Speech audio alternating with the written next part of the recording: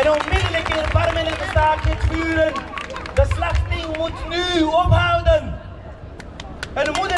onmiddellijk een zware sanctie tegen de Israëlische regering. Er mogen geen woorden meer zijn zonder consequenties.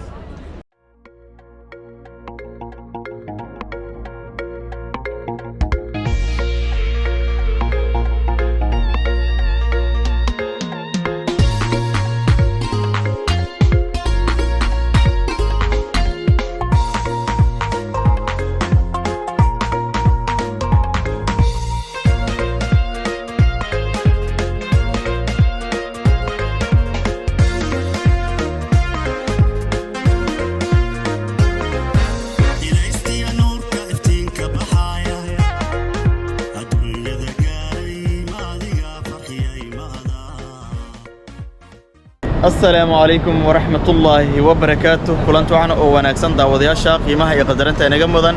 meel walba oo caalamka ka joogtaan ku soo dhawaada mar kale iyo muuqaaladii aad nooga barateen inaan idinkaga soo gudbiyo Said Abu Media maanta waxaan ku suganahay magaalada Liège gaar ahaan hoosteejada Liège Gulam waxaan aadi doonaa magaalada Antwerpen caasimada labaad ee dalka Belgiumka halkaas ayaan tagi doonaa oo vlog qurux badan ayaan idinkaga soo diyaarin doonaa isla socod wanaagsan ilaa dhamaadka muuqaalka nala joog aad iyo aad ayaad u maasantahay haddana waxaan qaadanaynaa tareenkii ayaan qaadanaynaa oo nagey laha Antwerpen tareenka waxa lagu magacaabaa IC insha Allah nasoo raaca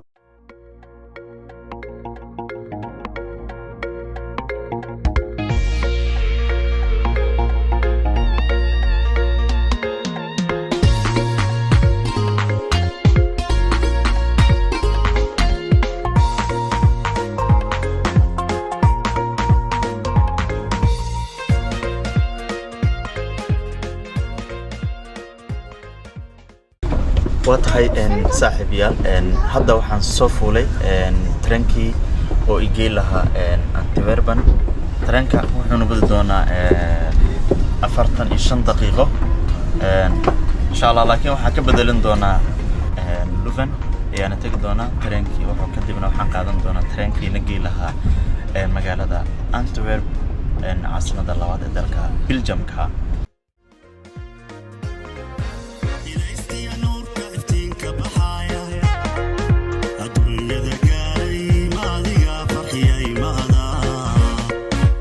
صاحبيال waxaa soo socda qolada controlka oo markaasi waxay nabadiin doonaan ticketka insha Allah waana si diyaarsan doonaa way nagu soo wajahan yihiin qolada controlka ee Belgium ku yaan trainkan saaranahay waxay rabaan kaliya waa ticketkana waa kana waxaan tagayaa hadda Leuven Bonjour. Bonjour.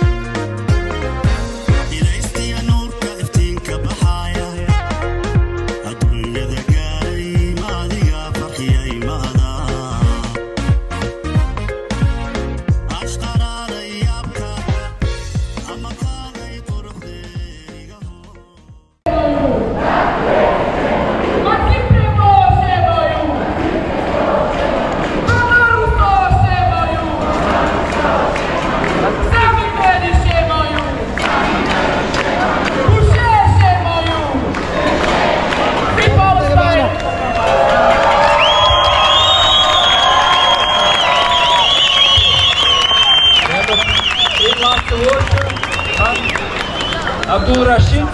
En dan gaan we nog enkele slogans roepen en dan gaan we de actie stopzetten. Dus nog één laatste speech en dan gaan we samen de actie stopzetten. daawadayaal hadda waxaan soo gaaray magaalada Antwerpen ee caasimada labaad ee dalka Belgiumka halkan waa santraalaha magaalada Antwerpen waxaa ka soconaya waa dibadbax oo markaas lagu taageerayo dalka walaalahana ee Filistiin ayaa halkan ka soconaya waxaana yimaaday halkan dadka magaalada degan ayaanu halkan ku dibadbaxay. Dit is meer dan in politiek falen.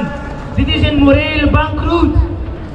Wij dragen de democratie als één wandelwoord, maar hebben haar ziel besmuurd. We spreken altijd over gerechtigheid, maar hebben haar in Gaza zien vermarzelen onder het puin. Hoe moeten wij weer verantwoordelijke burgers ooit nog in de ogen van onze kinderen en kleine kinderen kijken? Hoe leggen wij uit dat wij willens en wetens toekijken terwijl vrouwen en kinderen worden gedood? Terwijl hele families van de kaars werden geweegd. Ik vrees die dag, want ik ben er zeker van, onze nalatenschap zal een zwarte vlek zijn die zij ons niet vergeven.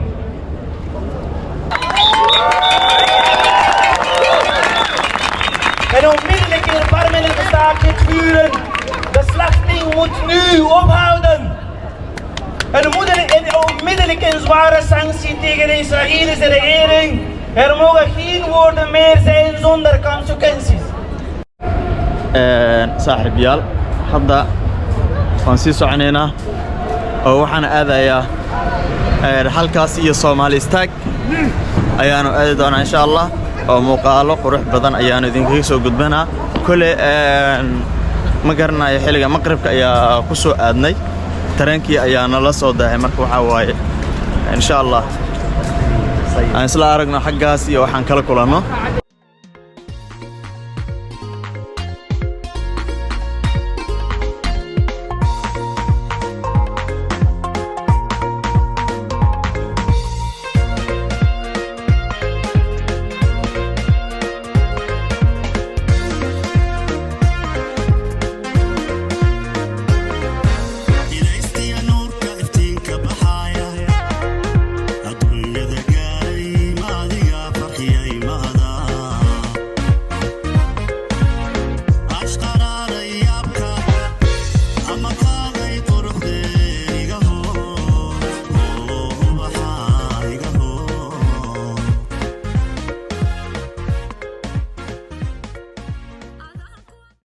hadda waxaan mareynaa mid ka mid ah xaafadaha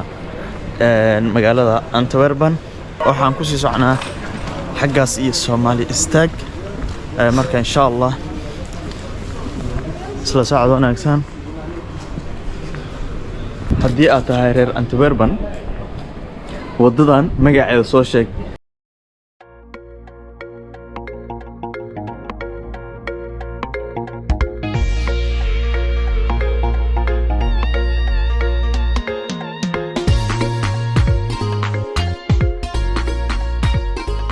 halkan waxaan xasuustaa sanadkii 2020 ayaa mar imaaday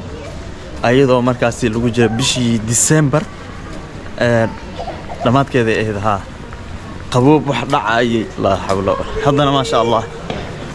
way kala fiican yihiin jabigu. Antwerpen waa sidan dadka markay maqlaan Belgiumka waxay moodaan wax kale laakiin marka dhax imaado yaa jawi kale wax kala ku soo sawirma Yurubta la sheegay masana u taalaaleeda ma fahad marka halkan waxa waaye wadadan waxay ku geynaysaa Soomaali istaag ay ku geynaysaa toos.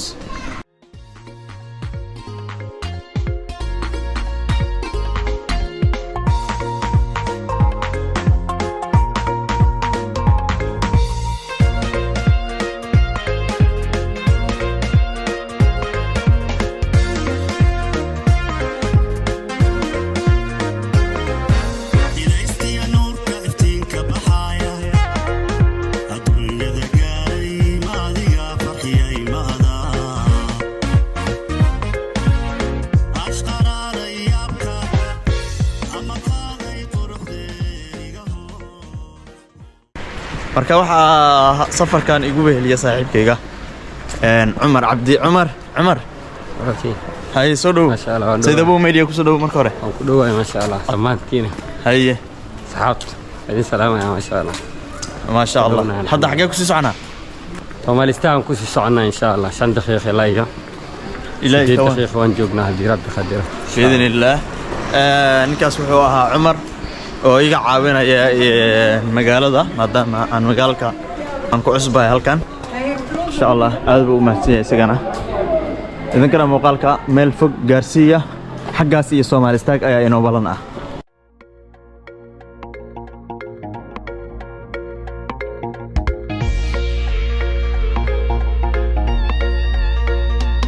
واتهاي داوديال ugu dambeyn waxaan soo gaaray halkii aan u soo socday ahayd Soomaali istaag ayaan joogaa salaadii aan soo tukanay kadibna halkan ayaan soo aadnay Soomaali istaag Soomaali badan ay isku yimaado walow aniga soo dib dhacnay waqtiga dadkii way kala xaroodeen qaarkoodana way shaqeeyaan hadda shaqo ay galaan marka meeshan galabtii waa la buuxaa si xad dhaaf ayaa loo soo buuxiyaa qaboob yarna buu soo dhac marka dadku waa la kala yaacay wax jooga ma laha ma fahanta marka Soomaali istaag tala sheegayo waa halkan dad yara wada joogo iska soconayna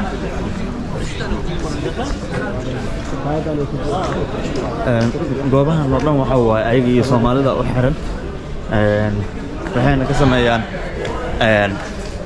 برتنا قشقة بحال ها marka waxaan la wajahdaa qashinkaas waa maalinta Khamiista ayaa la qaadaa marka sida Faransiiska oo kale ma meeshan waxa waaye waa isbuuci meeq mar la qaadaa qashinka Umar laba mar hal mar saas waay laakiin aniga meeshan saas kama jirto maalin walba la qaadaa aniga qashinka halkan waa joojida maana waxaan aad u jeedaan waa waxa la qaadaa isbuuci hal mar ayaa la qaadaa marka saas ay tahay meeshan oo dhan waxa waay waa Soomaali istaagtii halkan oo dhan waa iyadii hadda waxaan galeynaa wadadii Shiinaaska ayaa galeynaa Shiinaaska dhinacan u jira dhismaha u jeeda waxa u xireysan oo markaas ka ganacsada Shiinaha ayaa wadadaas oo dhan degan halkan gadaashan Soomaali istaagta waa gadaal Soomaalida ayaa ganacsi ka sameystaan halkan wadadii Shiinaaska waatana dhismahan hadaad aragto halkan iyo dhismahanba waxa waaye Soomaali istaag hore ayaa laga garanaa Shiinaaska wadadooda wataa marka hadda marka Soomaali istaag waa ka baxnay oo dib ayaan u laabaneynaa waxaan aadeynaa Centraliya ayaan ku laabaneynaa muuqaal kale insha Allah ayaanu mar iman doonaa oo muuqaal kale ayaanu ka diyaaran doonaa mar kale haddii waqtiga noo saamaxo aduu Ilaahay kala noqdo insha Allah laakiin hadda muuqaalkeena wuxuu ku soo gabagabeyn doonaa halkaas iyo Centralaha Antwerpen oo markaas bosteejada tareenada halkaas ayaanu tareen ka qaadanaynaa waxaan dib ugu laabaneynaa markaas magaalada Liège وانا ليج غلام ان iraahday ليج غلام عاصمة saddexaad ayaa la yiraahdaa marka meeshaas Umar kale maxaa leedahay hada waxa soo marnay meel badan soo kan tagnaa alxamdulillah soo dukanay haye xalaas iyo Soomaali istaagiya ku banasanin waa soo marnay inkasto joogin haye ilaa maashaan maqaayada Soomaalida waa waxa halkan waa maqaayada Soomaalida miya oo gartay واتهاي صاحبيال halkan ayaan ku soo leexnay maqaayada Soomaalida intiiro qafiif ayaa halkan ka qaadanayna kadibna waxaan aadaynaa Centralaha Antwerpen Qoryoole restaurant way markaa hadda waxaan ku soo leexnay maqaayadan oo waxaan ka gadanay sambus kadib hadda waan dhaqaaqeynaa waxaan aadaynaa xaafadeeni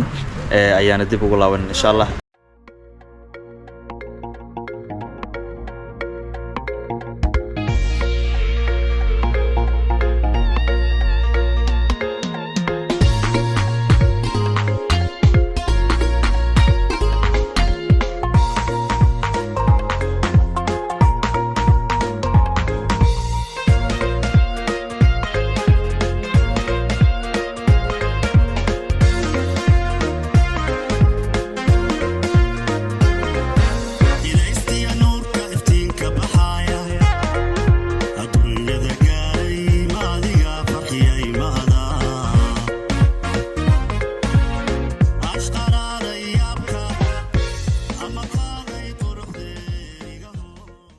haddii aad nala joogtay ilaa dhamaadka muuqaalka aad iyo aad ayaad u mahadsan tahay fadlan channelka subscribe dheh like saar asxaabtaadana la wadaag wixii fikir ahna